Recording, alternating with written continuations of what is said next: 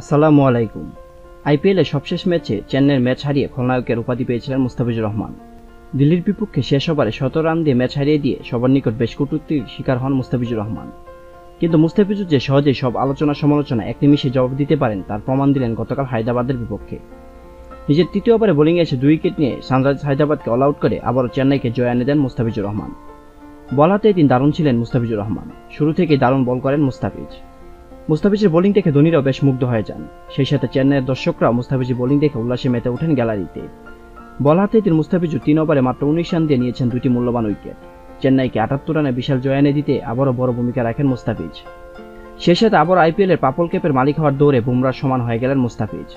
বুমরার চেয়ে এক ম্যাচ কম খেলে বুমরার সমান ১৪ উইকেট নিয়ে আছেন দ্বিতীয় অবস্থানে মুস্তাফিজুর রহমান। এক ম্যাচে দারুণ বোলিং করে আবারও খলনায়ক থেকে চেন্নাইয়ের দর্শকদের কাছে নায়কে পরিণত হয়ে গিয়েছেন মুস্তাফিজুর রহমান।